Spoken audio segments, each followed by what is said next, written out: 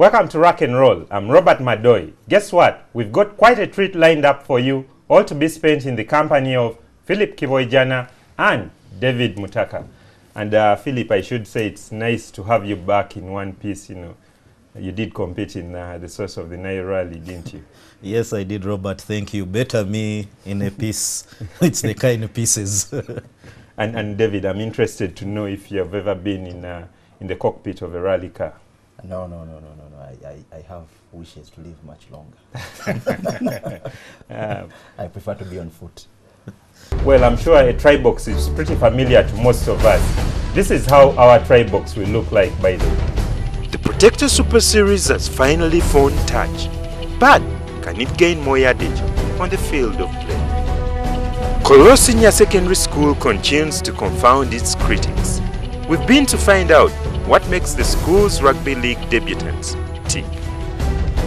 And speak to Paul Nyangabyaki about the move to downsize the top flight rugby league.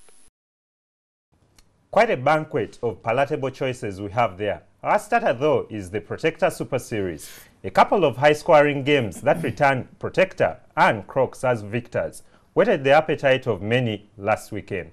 As the tournament charges towards the tri-box, many stockholders will be hoping it doesn't collapse in a heap.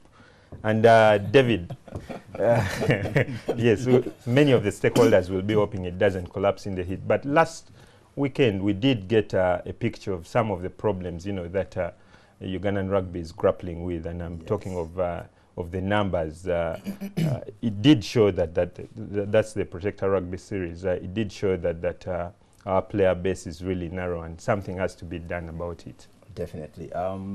With the national team out, it does show how narrow our player base is in terms of just putting up players for 4 squads, which would be another 120 players at that level of rugby, because there are some levels of rugby below that. But at that level of rugby is a challenge.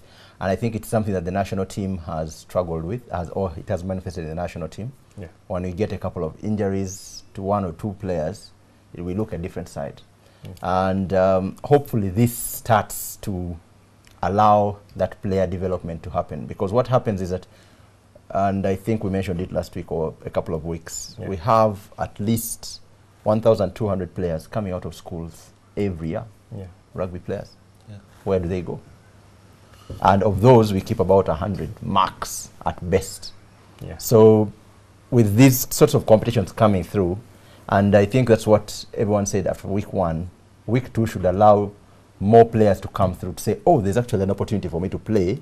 And this is something that's serious. It's not one of those, you know, happy-go-lucky things. It's a serious tournament. There's serious prizes. There's commitment from the union. There's commitment from the coaches. There's commitment from the stakeholders, the fans. Hence, it's worthwhile playing. And more on the teething problems that we did see last weekend, that absence of structured rugby. It did show, you know, that franchise rugby is something that's really hard to pull off, because you had people of different rugby cultures being amalgamated, and there was a vivid lack of structures. Yeah, that is true. But you see, you've gotten players who are different, who are used to different coaching formats, and put them together to play different style.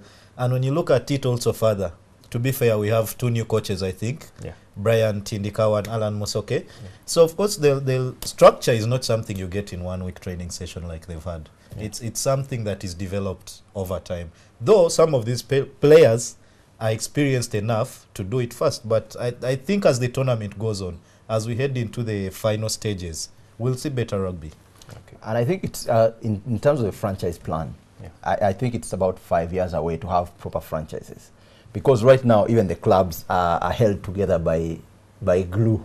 They're not held together because of the actual franchise nature of things. Understanding a commercial value, understanding a sales proposition, understanding a playing style, where a director of rugby actually runs things around the franchise. Right now, it's a union of convenience in terms of the franchises. But this is a start, and I think it's a great start.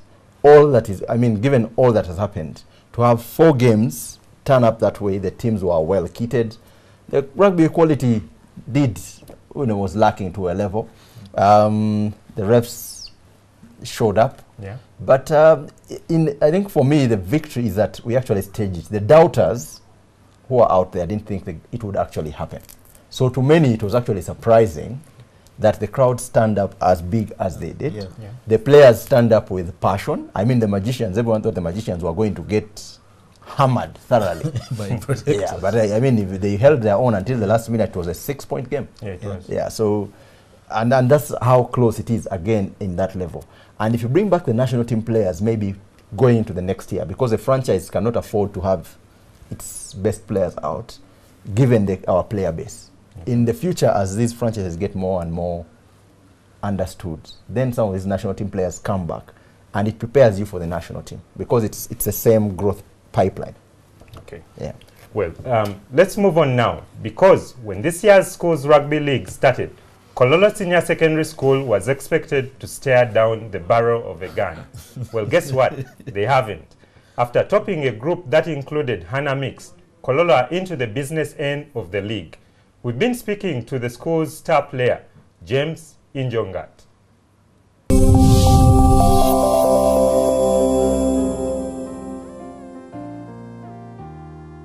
2012 we started with sevens, but that was our first year. And 2013 we joined the 15s Coca-Cola tournament. We are the champions for that tournament. So that pushed us to 2014 to join the school's national games. First of all, we are very happy because we are the first school in the whole Uganda to beat Hana. We're really happy for that.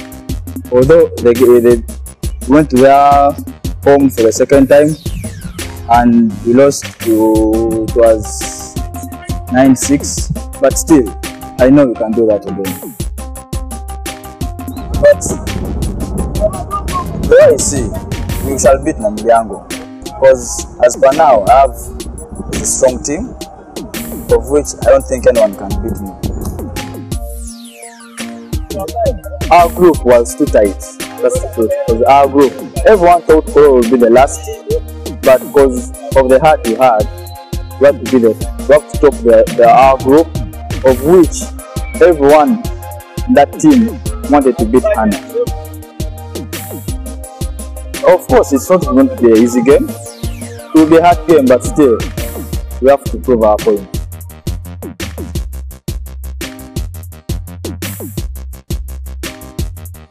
James Injongat there.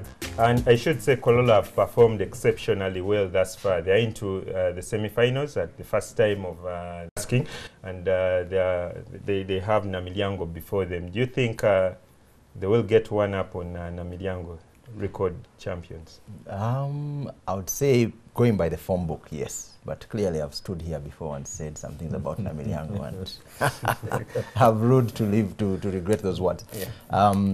Thankfully. They are playing in Namilyango. Kololo has some very experienced players. I mean, James Injongat is a national team tryout. He's played sevens at the national team. He's playing for the Corps.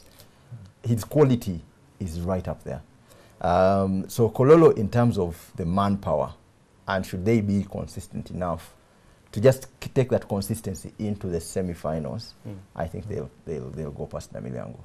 They are playing in Namilyango, so the crowd factor will have quite a bit to put in terms of just input into the game. Safe bet is on Kololo going through, but don't discount Namilyango by any measure.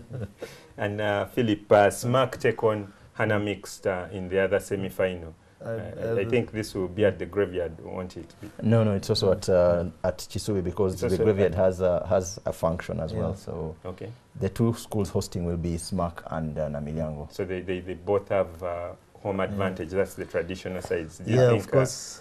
Smack, they are coming off a very big score, I think 63-0. Yeah. But you see Makerere College, I think the previous two games they had walkovers. Yeah. This was just show of face. So it's not something Smack should rely on. I think Hana really being defending champions and the form they showed after the poor start and surprise loss to Kololo, Hana should be in position to take it.